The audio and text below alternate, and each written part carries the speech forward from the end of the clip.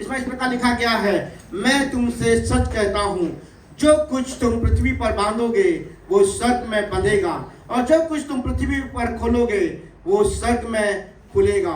फिर मैं तुमसे कहता हूँ, यदि तुम में से 2 जन पृथ्वी पर किसी बात के लिए जिससे वे मांगे एक मन के हो, तो वो मेरे पिता की ओर से स्वर्ग में ही उनके लिए हो जाएगी।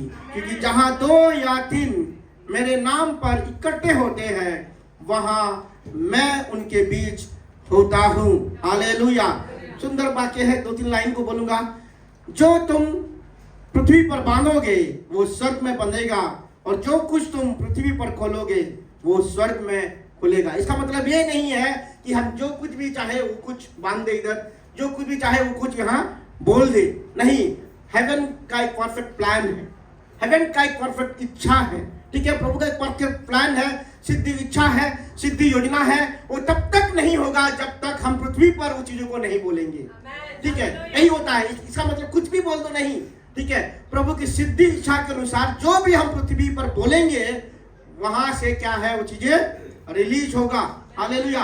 आगे का लाइन कहता है, यदि तुम में से 2 जन, कितने जन? 2 जन। भीड़ चाहिए क्या? 2 जन केवल। ठीक है, किसी भी बात के लिए जिससे वे मांगे एक ही मन के हो, तो वो मेरे पिता की ओर से स्वर्ग में ही उनके लिए हो जाएगा। प्रभु ने बड़ी बात को कहा है। एक मन होना ये सबसे बड़ी संघर्ष वाली बात है। इसलिए प्रभु ने कहा कि प्रार्थना कितना कर रहे हो कोई माने नहीं रखता है। आप लोगों में एक मन कितना है, यूनिटी कितना है, एकता कितना है, वो मायने रखता है।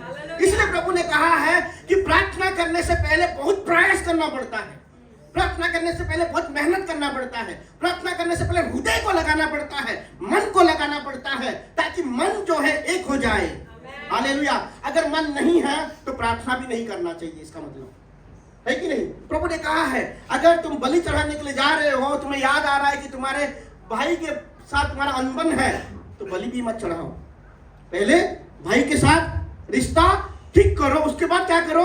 प्रार्थना करो, तभी तुम्हारी प्रार्थना सुनी जाएगी। हालेलुया। तो प्रभु ने बड़ी बातों को कहा है। प्रार्थना छोटी मोटी बात नहीं है, प्रार्थना तैयारी के साथ हमें करना है। ठीक है, तो प्रार्थना को करने से पहले आपका मन सही होना चाहिए और हमारा मन एक होना चाहिए। हालेलुया। तुम में से 2 जन, क्योंकि एक मन होने के लिए 2 जन जरूरी है कि नहीं? एक मन होने के लिए 2 जन जरूरी है। हालेलुया। तुम में से 2 जन जब पृथ्वी पर किसी बात के लिए मांगे एक मन के हो, तो वो मेरे पिता की ओर से स्वर्ग में उनके लिए हो जाएगी। सबसे पहले कहाँ होगा? स्वर्ग में हो जाएगा। हालेलुया। आगे क्या वचन कहता है? क्योंकि जहां 2 या 3 मेरे नाम पर इकट्ठे होते हैं, मैं उनके बीच में इकट्ठे होता हूं। प्रभु चाहते हैं कि हम एग्री होकर प्रार्थना करें। क्या है? सहमत होकर प्रार्थना करें। सहमत होने के लिए झुकना भी पड़ता है कि नहीं? सहमत होने के लिए झुकना पड़ता है कि भाई मन मिल जाए। सबसे पहले मन मिल जाए तभी प्रार्थना हो सकता है। जैसे मन मिल जाए मतलब यूनिटी क्या मतलब, अगर मैं समझाऊंगा, जैसे हमारे कई सारे इंस्ट्रूमेंट हैं, ये 2 गिटार है, ठीक है, एक कीबोर्ड है, और क्या है ये जो है ऑक्टोपैड है। ये सब अगर अलग अपनी रीति से बजाएंगे तो हम भी क्या है, प्रभु के साथ कनेक्ट नहीं हो सकते। ये इसलिए है कि हमारा मन जो है एक ही दिशा में बहे, है कि नहीं? हम एक सुर में क्यों गाते हैं? क्योंकि एक मन हो। ठीक है, एक मन हो। इसलिए लोग प्रैक्टिस करते हैं कि इनमें चाहे इंस्ट्रूमेंट कितना भी हो, कैसे कितना भी हो, लेकिन प्रैक्टिस जरूरी है ताकि एकता आ जाए। ये लोग प्रयास करते हैं। अगर म्यूजिकल चीजों में, अगर संसार की दुनिया में और ज्यादा वो भी प्रैक्टिस करते हैं। अगर और लोग ऐसे प्रैक्टिस कर सकते हैं, हम मसीह है, प्रभु डायरेक्टली कहते हैं कि एक मन हो जाओ तभी तुम्हारा प्रार्थना सुनी जाएगी। तो हमें कितना प्रयास करना है? ठीक है, हमें कितना प्रैक्टिस करना है कि हम सब जो है एक हो जाए। ठीक है, क्योंकि तभी क्या है, प्रार्थना सुनी जाएगी। हालेलुया। तो एग्रीमेंट के प्रार्थना में बहुत ज्यादा सामर्थ है। एकता मतलब क्या है? केवल एक साथ बैठना नहीं है। ठीक है, आप बिना एक साथ बैठे भी एकता में आ सकते हैं। आ सकते हैं कि नहीं? एक साथ बैठ के अगर मन अगर एक दूसरे के से अलग है तो प्रार्थना सुनी जाएगी। लंबी प्रार्थना करना अच्छा है, लेकिन गलत प्रार्थना करना सही नहीं है। लंबी प्रार्थना और गलत प्रार्थना लंबे समय तक भी करो, कोई फायदा नहीं है। पड़ोसी सदी कैसी प्रार्थना करते थे कि नहीं? लंबी लंबी प्रार्थना करते थे। प्रभु ने उनकी प्रार्थना को ग्रहण किया? नहीं, क्योंकि मन सही होना बहुत ज्यादा जरूरी है। मन में एकता होना बहुत ज्यादा जरूरी है। अगर प्रार्थना कर रहे हैं तो ये बात को आपको जानना है कि मेरा मन जो है मेरे भाई लोगों के साथ कैसा है, सबसे पहले जांचना है। तैयारी, प्रार्थना के लिए तैयारी चाहिए। ठीक है, प्रार्थना के लिए क्या चाहिए? तैयारी होना बहुत जरूरी है। हालेलुया। तो क्या कहेंगे, एक साथ बैठना काफी नहीं है, एक साथ खाना काफी नहीं है, एक भाषा को बोलना काफी नहीं है। मन में छूना, हृदय में छूना बहुत इंपॉर्टेंट है। हालेलुया। प्रार्थना में सामर्थ्य है कि नहीं? लेकिन यूनिटी वाला प्रार्थना में और भी ज्यादा सामर्थ्य है, क्योंकि वहां प्रभु आ जाते हैं। हालेलुया। जब भी प्रार्थना करें, एकता के साथ प्रार्थना करें। हालेलुया। किसी को बुलाओ, भाई एक मिलके एक साथ होकर प्रार्थना करते हैं, क्योंकि और ज्यादा सामर्थ्य है। इसलिए प्रभु ने पति पत्नी को क्यों रखा है? सिर्फ घूमने के लिए रखा है या घर का काम में बिजी होने के लिए रखा है? प्रार्थना करने के लिए, कि परिवार में प्रभु का सामर्थ्य आएगा। पति पत्नी अगर एक साथ मिलकर प्रार्थना नहीं कर रहे हैं, प्रभु की बड़ी सामर्थ को मिस कर रहे हैं। बड़ी सामर्थ को मिस कर रहे हैं। बड़ी जो है प्रभु का सबसे पहला कलीसिया क्या है पता है? परिवार है। बाद में मिनिस्ट्री आता है। पति पत्नी एक साथ मिलके हाथ पकड़ के प्रार्थना करो, क्योंकि एक मन की प्रार्थना में 2 जन काफी है। 2 जन क्या है? काफी है। प्रभु की उपस्थिति के लिए 2 जन काफी है। बड़ी भीड़ की भी जरूरत नहीं है। लोग कहते बड़ी भीड़ है, प्रभु की उपस्थिति है, लेकिन 2 लोगों में भी हो सकता है। वही प्रभु एक है। बड़ी भीड़ में वही सामर्थ्य प्रभु आएंगे, और 2 लोगों के बीच में भी वही सामर्थ्य प्रभु आएंगे, लेकिन 2 जन एक मन के साथ प्रार्थना करना है। हालेलुया। क्या मेरे साथ सहमत है? एक व्यक्ति कमजोर हो सकता है, 2 व्यक्ति कमजोर नहीं हो सकता है। ऐसे ही आत्मिक कॉन्फिडेंस आ जाएगा। हालेलुया। तो प्रार्थना सामर्थ्य है कि नहीं? लेकिन हमें क्या करना है? एग्री एक दूसरे के साथ तो करना है, लेकिन सहमति प्रभु के साथ भी करना है। किसके साथ? प्रभु के वचनों के साथ भी। आप गलत चीजों में एग्री हो जाएंगे तो फिर नहीं होने वाला है। ठीक है, प्रभु के वचनों के साथ भी सहमत होना है, प्रभु की इच्छा के साथ भी सहमत होना है, और जो भी कुछ मांग रहे हैं प्रभु की महिमा के लिए होना चाहिए। हालेलुया। हमारे लिए कुछ नहीं भाई, प्रभु आपकी महिमा होना चाहिए। जो भी कुछ मांग रहे हैं प्रभु निश्चय करेंगे यीशु मसीह के नाम से। तो सबसे पहली बात क्या है कि सहमत होना बहुत ज्यादा जरूरी है। दूसरा, मेरे नाम से हमारा मिलने का उद्देश्य क्या है? पार्टी मनाना, मौज मस्ती करना, खाना खाना, हंसी मजाक करना नहीं। उसके नाम की वजह से हम इकट्ठे हुए। किसके लिए इकट्ठे हुए हैं? उसके नाम से। हमारा मिलने का कारण यीशु है। हमारा यहाँ मिलने का कारण प्रभु को महिमा देना है। हमारा प्रार्थना करने का कारण कौन है? यीशु मसीह है। हमारा उद्देश्य पता होना चाहिए कि जिसके लिए हम इकट्ठे हुए हैं वो हमारा प्रभु है। हम प्रभु के नाम के लिए इकट्ठे होते हैं। शत्रु क्या करता है? डिवीजन को लेके आता है, फुट को लेके आता है। लेकिन यीशु मसीह के नाम पे हम जब प्रार्थना करते हैं, पहले यूनिटी आता है। हालेलुया। एक कंडीशन को प्रभु ने बोला है, और उसके बाद क्या लिखा गया है? तब मैं जो है उनके बीच में रहता हूं। हालेलुया। जिसको हम मांग रहे हैं, ठीक है, हर किसी के पास प्रार्थना रिक्वेस्ट रहता है, अच्छी बात है, लेकिन प्रार्थना का रिक्वेस्ट को ग्रांट करने वाला, प्रार्थना का उत्तर देने वाला ही खुद क्या है? हमारे बीच में आ जाएगा। हम आप पूछ सकते कि प्रभु तो हर जगह पे है, यहाँ भी है प्रभु, घर में भी है, हर जगह पे है, लेकिन प्रभु ने कहा है कि मैं उनके बीच में आऊंगा, मतलब मैं अपना उपस्थिति उनको दिखाऊंगा। हालेलुया। एक होता है हर जगह पे, गॉड इज ओमनीप्रेजेंट, हर जगह पे है, लेकिन हर जगह पे प्रभु अपनी उपस्थिति को नहीं दिखाते। क्या है? प्रभु हर जगह में है, लेकिन प्रभु हर जगह में अपनी उपस्थिति को नहीं दिखाने वाले हैं। प्रभु उस जगह में उपस्थिति को दिखाएंगे जहां 2 लोग एक मन के साथ यीशु के नाम पे कोई बातों में सहमत होकर प्रार्थना करते हैं, वहां प्रभु की उपस्थिति आना ही है। हालेलुया। प्रभु उनसे बातें करना ही है, प्रभु का महिमा होना ही है। तो आज प्रभु हमसे कहना चाहते हैं, इस महीने प्रभु हमसे कहना चाहते हैं कि ये महीना जो है हमारे लिए प्रार्थना का महीना होना चाहिए।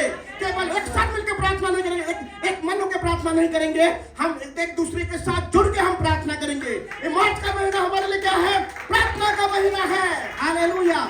हम केवल जो है घर में कोने में अकेला छुप के प्रार्थना केवल वो काफी नहीं है, हम एक दूसरे के साथ मिलकर भी प्रार्थना करना है। किसके साथ? एक दूसरे के साथ मिलकर भी प्रार्थना करना है। करेंगे? क्योंकि उसमें सामर्थ्य है, उसमें क्या है? पावर है, उसमें गॉड का प्रेजेंस होता है। एक साथ मिलकर जब प्रार्थना करते हैं, एक मन के साथ, एक हृदय के साथ जब प्रार्थना करते हैं, प्रभु का प्रेजेंस आता है, प्रभु का सामर्थ्य आता है। और जिससे प्रार्थना कर रहे हैं वही अगर आपके बीच में है तो आप जो मांग रहे हो वो नहीं देने वाला है, वो जो देना चाहता है वो आपके जीवन में वो दे सकता है। हालेलुया। यही होता है। तो आज मैं 3 बातों को देखूंगा, समय नहीं है, जल्दी से जल्दी जाने वाले हैं। तो प्रार्थना हमारे जीवन में क्या कर सकता है? हालेलुया। और हर बार जो है प्रार्थना के बारे में जब आता है मैं डिफरेंट चीजों को बोलता हूं। सबसे पहले देखेंगे कि पहला प्रार्थना कब किया गया था। ठीक है, पहला प्रार्थना कब किया गया था। प्रार्थना हमारे जीवन में क्या कर सकता है? 3 बातों को मैं बोलूंगा। प्रार्थना हमारे जीवन में क्या कर सकता है? हमें जो है रियलाइज करा सकता है। अगर हम रियलाइज नहीं करेंगे तो प्रार्थना कर नहीं सकते। रियलाइज को क्या बोलेंगे हिंदी में? एहसास, प्रायश्चित, जो भी है, रिपेंटेंस, जो भी है। अगर हम जो है समझेंगे नहीं तो प्रार्थना नहीं कर सकते। ठीक है, प्राप्ति मतलब कुछ चीजों का समझ। रियलाइज मतलब कुछ चीजों का समझ होना बहुत ज्यादा जरूरी। प्राप्ति कुछ चीजों का मतलब अपने चीजों का कुछ समझ। ठीक है, प्रार्थना तभी कर सकते हैं प्रभु के सामने जब हम कुछ चीजों का समझ हो।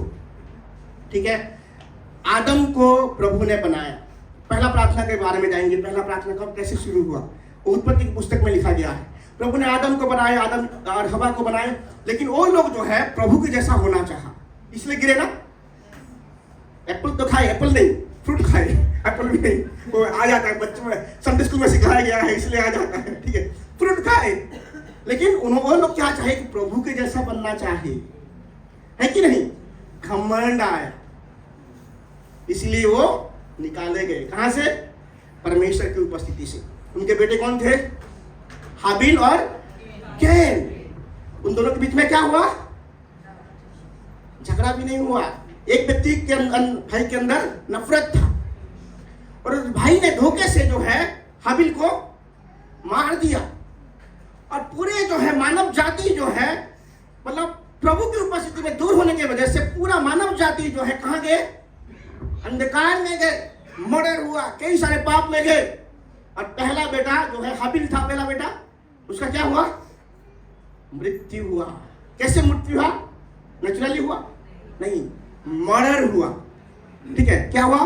सबसे पहले बेटा का मर्डर हुआ, उसके बदले प्रभु ने और एक बेटा को दिया। किसको?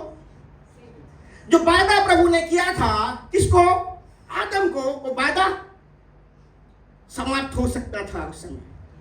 ठीक है, क्योंकि और एक जो बेटा बचा था कैन, पूरे अंधकार के काम को कर रहा था, पूरे पाप के काम को कर रहा था, जो प्रभु नहीं चाहते थे वही काम को कर रहा था। इसीलिए 4:26 में पढ़ेगा, 4:26।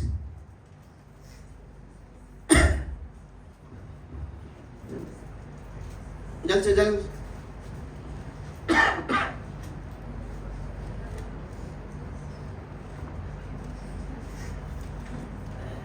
4:26 जेनेसिस। उत्पत्ति की किताब 14 अध्याय 26 वचन।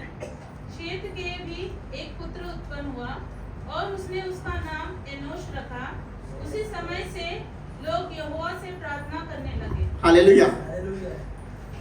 हाबिल का मर्डर हुआ और हाबिल के बदले प्रभु ने आदम को और एक बेटा दिया। उस बेटे का नाम क्या है? शेत। ठीक है, और शेत से जो है और एक पुत्र उत्पन्न हुआ। एक पुत्र उत्पन्न हुआ, और एक नहीं, एक पुत्र उत्पन्न हुआ।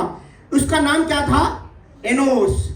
हालेलुया। और जब एनोस पैदा हुआ उसी समय लोग क्या करने लगे? प्रभु को पुकारने लगे, यहोवा परमेश्वर को पुकारने लगे। एनोस पैदा होने से पहले वो लोग प्रभु को पुकारे नहीं थे। जब से एदन के वाटिकाश्रम को हटाया गया तब से वो प्रभु को पुकारे नहीं थे, लेकिन जब एनोस पैदा हुआ वो लोग प्रभु को पुकारने लगे। एनोस में देखना था प्रभु क्या है कि एनोस पैदा होने के वजह के द्वारा लोग आपको क्यों पुकारने लगे। जब मैं इस नाम का अर्थ को देख रहा था तभी मुझे समझ में आया कि जो है उस समय में नाम ऐसे नहीं दिया जाता था। ठीक है, हम जैसे ऐसे चुन्नू मुन्नू ऐसे नाम नहीं दिया जाता था। कोई भी नाम बोल दो, नहीं, हर एक नाम के पीछे कुछ ना कुछ अर्थ रहता ही था, कुछ ना कुछ खासियत रहता ही था। और एनोस शब्द का अर्थ क्या है? कमजोर। एनोस शब्द का अर्थ है मिट्टी जैसा। एनोस शब्द का अर्थ है दुर्बल। एनोस शब्द का अर्थ है कभी भी टूट सकता है। ठीक है, ऐसा कैसा नाम रख सकते हैं? उन्होंने रियलाइज किया जब जो है मानवता की ध्वंस हो जा रहा था और एक वंश प्रभु खड़ा कर रहे थे। और एक वंश क्या है? ये वंश जान पाया कि मनुष्य जो है मिट्टी से बना हुआ है। ये वंश जान पाए कि मनुष्य जो है कमजोर है। ये वंश जान पाए कि मनुष्य जो है दुर्बल है, कमजोर कड़ी है। और जब मनुष्य रियलाइज किया कि हम कमजोर हैं, हम दुर्बल हैं, हमें किसी की सहारा की जरूरत है, हम जो है हम कभी भी टूट सकते हैं, कभी भी बिखर सकते हैं, तब उसने प्रभु की ओर आराधना करना शुरू किया, तब प्रभु की ओर देखना शुरू किया। तो प्रार्थना तभी शुरू होता है जब आप जान जाते हैं कि आप कितना कमजोर है। प्रार्थना तब शुरू होता है जब जान जाते हैं कि आप कितना जो है टूटे हुए हैं। आप कभी भी टूट सकते हैं, कभी भी ध्वंस हो सकते हैं, कभी भी संसार से मिट सकते हैं। प्रार्थना तब बंद हुआ जब आदम ने चाहा कि मैं परमेश्वर के जैसा बनूं। जब घमंड आता है, आप कितना भी प्रार्थना कर लो, प्रार्थना नहीं होता है, वो प्रार्थना टूट जाता है। जब मन में घमंड आ जाता है तब आप प्रभु से दूर हो जाते हैं, क्योंकि घमंडी लोगों को बाधा कौन देता करता है? शत्रु नहीं करता है, परमेश्वर उसके बाद उसके विरुद्ध आ जाते हैं। हालेलुया। और प्रभु ने जो है एदन के वाटिका से घमंड की वजह से आदम और हवा को बाहर निकाल दिया। लेकिन क्या हुआ? इन लोगों ने जाने कि हम उसके जैसा नहीं है, वो प्रभु है, हम मिट्टी से शुरू हुए हैं। एक नाम दिया एनोस, मिट्टी से जन्मा हुआ जाति, कमजोर, दुर्बल, कभी भी फट सकते हैं, कभी भी टूट सकते हैं, कभी भी बिखर सकते हैं। अगर हम जब जान जाएंगे कि हम कमजोर हैं, हम जान जाएंगे कि हमारा कुछ भी नहीं है, कुछ घमंड रहेगा, क्या होगा? हम हर दिन के लिए, हर समय के लिए किसके ऊपर निर्भर करेंगे? प्रभु के ऊपर निर्भर करेंगे। जो कोई व्यक्ति प्रार्थना नहीं करता, वो इसलिए प्रार्थना नहीं करता कि उसके अंदर घमंड है। प्रार्थना नहीं करने से भी चल जाएगा। ये एटीट्यूड कौन सा एटीट्यूड है? घमंड वाला एटीट्यूड है। जो भी व्यक्ति प्रार्थना करता है सच्ची दिल से, वो ये प्रार्थना करता है कि प्रभु मैं कमजोर हूं, मुझे आपकी जरूरत है, मेरा भरोसा, मेरा निर्भरता आपके ऊपर है, मैं दुर्बल हूं प्रभु, केवल आप ही मुझे मदद कर सकते हैं, केवल आप ही मुझे उठा सकते हैं, केवल आप ही मुझे संभाल सकते हैं। हालेलुया। तो सबसे पहले क्या है? रियलाइजेशन होना बहुत जरूरी है कि आप कौन है। हालेलुया। दूसरा क्या है? प्रार्थना जो है हमारे जीवन में भरपाई कर सकता है, रिकवर कर सकता। जो हम खोए हैं केवल कौन रिकवरी कर सकता है? परमेश्वर। कैसे प्रार्थना करना है? एक साथ मिलकर प्रार्थना करना है। हालेलुया। अगर योन की पुस्तक में देखेंगे, योन की पुस्तक में लिखा गया है परमेश्वर ने अलाउ किया एक बड़ी आर्मी को, इजराइल लोगों को नाश कर दे, इजराइल की फसल को नाश कर दे। कई सारे टिड्डियों के बारे में लिखा गया है, जायजम के बारे में लिखा गया है, हासिल के बारे में लिखा गया है। एक के बाद एक टिड्डियां आ रहे हैं और उनके फसल को नष्ट करते जा रहे हैं। लेकिन प्रभु ने क्या कहा योन भविष्यवक्ता के द्वारा? मन को फिराओ। क्या है? मन को फिराओ और उपवास करो, प्रार्थना करो, सब एक साथ पुकारो। क्या है? सब एक साथ पुकारो, एक मन होकर पुकारो। तभी मैं क्या करूंगा? 2:25 कोई पढ़ेगा?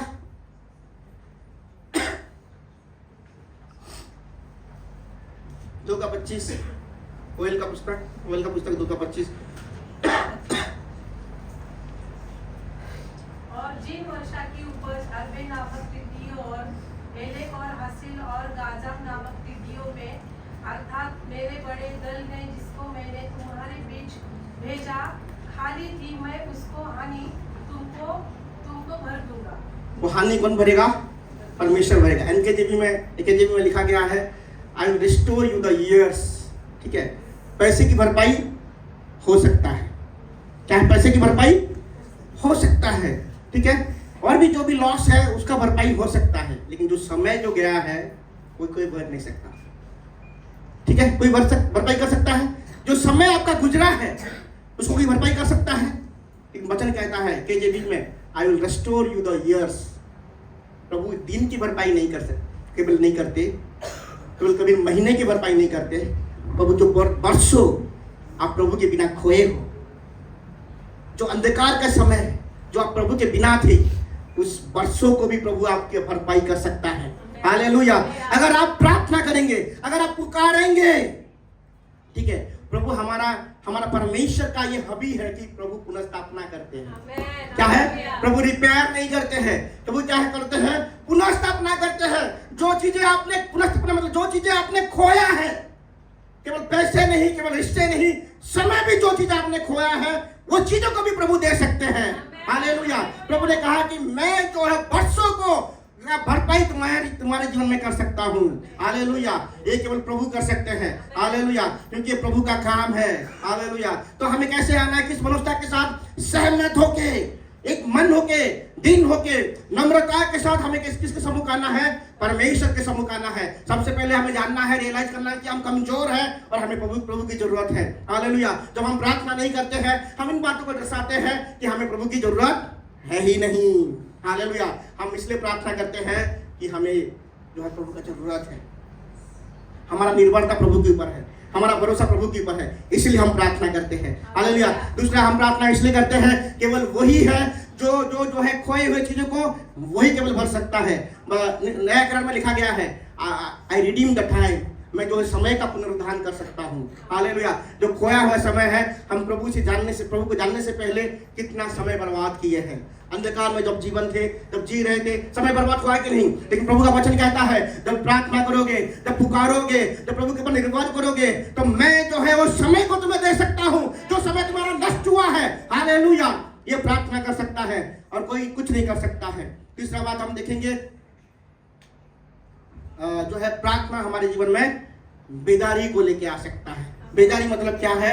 नयापन, रिफ्रेश, ताजापन। ठीक है, वो कौन लेके आ सकता है? प्रार्थना लेके आ सकता है। जैसे मरे हुए व्यक्ति को जीवन लाना, उसको बुलाता रिवाइव करना। ऐसे ही आत्मा में बेदारी क्या है? कि आत्मा में जो लोग मरे हुए हैं उसको जीवित करना ही क्या है? बेदारी है। ठीक है, जो आत्मा में मरे हुए हैं उनको दोबारा जो है प्रभु में एस्टैब्लिश करना ही बेदारी है। ठीक है, और कुछ नहीं है। ठीक है, परमेश्वर जो है, जो टल गया है उसको तेज कर सकता है। परमेश्वर जो घट गया है उसको बढ़ा सकता है, और परमेश्वर जो मर गया है उसको फिर से जिंदा कर सकता है, और कोई नहीं, केवल परमेश्वर ही। हालेलुया। तो बेदारी का एक ही वचन आता है। दूसरा इतिहास 7:14 में इसमें लिखा गया है, अगर मेरे लोग, ठीक, कोई पढ़ेगा हिंदी में? स्लोली पढ़ेगा।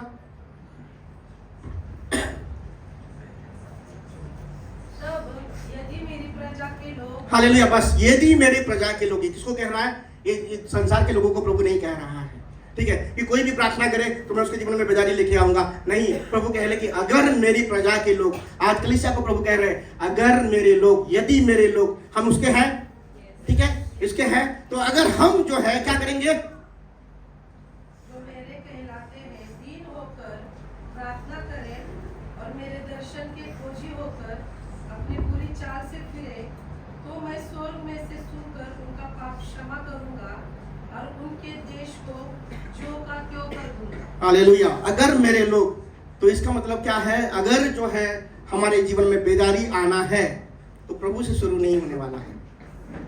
ठीक है, प्रभु हम हमारे जीवन में बेदारी को लाए, बोलते प्रभु बेदारी को भेजते हैं, लेकिन बेदारी कहां से शुरू होगा? उनके लोगों के द्वारा शुरू होगा। क्या है? हमारे द्वारा शुरू होगा। जब हम एक साथ मिलकर प्रभु की ओर देखेंगे। कैसे देखेंगे? नम्र होकर। नम्रता में ही सब कुछ है। ठीक है, नम्रता ही जो है एकता को लेके आता है, यूनिटी को लेके आता है। जहां जहां प्रभु ने बेदारी को भेजा है, जहां जहां प्रभु का महिमा आया है, वहां लोगों के बीच में एकता को पाया गया है। ठीक है, लोगों के बीच में नम्रता को पाया गया है। लोग जो है सब झुक के परमेश्वर की ओर जो है मुड़े हैं, तभी जो है क्या है? परमेश्वर उनके जीवन में बेदारी लाया है। तो वचन कहता है कि जिम्मेदारी हमारा है। अगर मेरे लोग, अगर हम उसके हैं तो जिम्मेदारी हमारा है। क्या है? बेदारी लाने के लिए। बेदारी के लिए और किसी की जरूरत नहीं है, बेदारी के लिए उनकी लोगों की जरूरत है। उनके लोग कौन है? हम हैं। अगर हम प्रार्थना करेंगे तो प्रभु हमारे जीवन में क्या भेज सकते हैं? बेदारी को भेज सकते हैं। ये किसके ऊपर निर्भर करता है? हमारे ऊपर निर्भर करता है। लेकिन हमें क्या करना है? नम्र होकर ये बहुत बड़ी बात होता है, बहुत बड़ी आज्ञा है नम्र होना।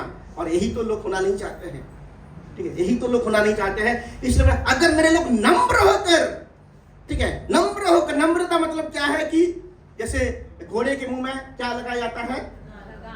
लगाम लगाया जाता है, ताकि वो इधर उधर ना भटके, ठीक है। हमारे भी जो है ऐसा हो कि पवित्र आत्मा ने हमारे ऊपर लगाम लगा दिया है। हम बहुत कुछ कर सकते हैं, लेकिन क्योंकि हम प्रभु को जानते हैं इसलिए अपने आप को रोकते हैं। यही होता है नम्रता। हम कुछ भी कर सकते हैं, लेकिन अपने आप को रोकते हैं क्योंकि हम प्रभु को जानते हैं और क्योंकि हम पवित्र आत्मा की बातों को सुनते हैं। अगर ये बातें आपका अपनी हृदय में है, अपनी मनुष्यता है, तो आप नम्र व्यक्ति हैं। हालेलुया। तो अपने आप को नम्र करके क्या करना है? घमंड क्या बोलता है कि मैं ठीक हूं, ठीक है। घमंड क्या बोलता है? मैं प्रभु के बिना भी ठीक हूं, कलीसिया के बिना भी ठीक हूं, वचनों के बिना भी ठीक हूं। लेकिन घमंड नम्रता क्या बोलता है? जितना प्रभु के करीब जाएंगे उतना आप नम्र होते जाएंगे, उतना जो है प्रभु के प्रति आपका भरोसा बढ़ता जाएगा। जितना प्रभु के करीब जाएंगे आपको लगता है कि और मुझे जानना है, और मुझे जानना है। तो नम्रता क्या होता है कि लॉर्ड मुझे आपकी जरूरत है। लॉर्ड क्या है? मुझे आपकी और जरूरत है, मैं आपके ऊपर और भरोसा करना चाहता हूँ। मेरा निर्भरता आपके ऊपर है, मेरा भरोसा आपके ऊपर है, आप ही है। ये क्या है? नम्रता की भाषा है, ये नम्रता की प्रार्थना है। हालेलुया। और उसके बाद क्या है? अपनी ईगो को, अपनी घमंड को सरेंडर करना। और उसमें लिखा गया तब प्रार्थना करना, ठीक है। प्रार्थना जो पहले से शुरू नहीं करना है। प्रार्थना करना क्या है? मेरे प्रजा के लोग, ठीक है, मेरे लोग जब नम्र होना है सबसे पहले, एंड तब प्रार्थना, तभी प्रार्थना करेंगे। और क्या प्रार्थना करेंगे? बुराई को भी छोड़ना है, ठीक है, दुष्टता को भी छोड़ना है। और तभी जो है मुझसे मांगेगा, नहीं लिखा गया मेरे दर्शन की खोजी बनेंगे, मुझे खोजेंगे, मेरे से मांगेंगे नहीं, ठीक है, मुझे खोजेंगे। मेरे लोग अगर नम्र होकर बुराई को छोड़कर अगर मुझे खोजेंगे तो मैं उत्तर दूंगा। मुझे मांगेंगे तो नहीं बोला गया है उसमें, मुझे अगर खोजेंगे तो मैं उत्तर दूंगा और उनको जीव की तू कर दूंगा, मतलब उनको रिवाइव करूंगा। मरे हुए चीजों को, उनके जीवन में जो चीजें मरा हुआ है उनको मैं पुनर्जीवित कर सकता हूँ। हालेलुया। आज प्रभु कहना चाहते हैं, आप क्या चाहते हैं? आप उससे चाहते हैं या आप वो उसको चाहते हैं? हालेलुया। आज प्रभु मलाड कलीसिया को कहना चाहते हैं कि छोड़ो वो बातें, वो लिस्ट, प्रार्थना का लिस्ट बनाना छोड़ो, उसको मांगो, मुझे तू चाहिए आज। वो प्रार्थना का रिक्वेस्ट को साइड करो। सबसे बड़ा प्रार्थना का रिक्वेस्ट, प्रभु सबसे मेरी जीवन का सबसे बड़ी जरूरत आप है, मेरा सबसे बड़ी जरूरत आप है। यही होता है नम्रता की चीजें, नम्रता की भाषा। प्रभु मुझे आज तू चाहिए। उसको अगर चाहिए तो क्या करना है? घमंड को साइड में, सारे ब्लेसिंग को साइड में। इसलिए याकूब जब दोबारा परमेश्वर को मिलने के लिए आ रहा था, अपनी बीवी, बच्चों, अपनी धन संपत्ति को साइड में कर दिया, सब अलग, और एक अकेला रहेगा। उसको जानता था कि जो ब्लेसिंग प्रभु से आया है उस ब्लेसिंग करने वाले को मुझे चाहिए। और उसने प्रार्थना, सारे ब्लेसिंग उसके पास था कि नहीं? याकूब के पास सब कुछ ब्लेसिंग था, धनी व्यक्ति हो चुका था, फिर क्यों मांग रहा है कि प्रभु मुझे ब्लेस कर? वो मांग रहा है, प्रभु मुझे तू चाहिए। सब कुछ था, फिर भी क्यों मांग रहा है इतना? जब संतुष्टि हो जाता है, जब घमंड आ जाता है और प्रार्थना नहीं रहता है, सब कुछ साइड में, प्रभु मुझे, मेरा जरूरत केवल आप है। यही होता है पूरी तरह का मनुष्यता। आज प्रभु हमसे कहना चाहते हैं, अगर प्रभु की बेदारी आपको चाहिए, आपके आत्मिक जीवन में वो चीजें आपको चाहिए जो कभी नहीं हुआ है, आज नम्रता के साथ प्रभु के सम्मुख आइए। हम सब जो है एक मन होकर प्रभु से प्रार्थना करेंगे और प्रभु से कहेंगे कि प्रभु आज आपको मैं चाहता हूं। प्रभु आज मुझे कुछ नहीं चाहिए, मेरे हृदय को, मेरे मन को प्रभु आप प्रभु भर दीजिए। आपकी उपस्थिति से, आपके अनुग्रह से, आपकी दया से, आपकी करुणा से, आपकी बेदारी से मुझे भर दीजिए। प्रभु मुझे आपकी जरूरत है। क्या हम प्रार्थना करेंगे?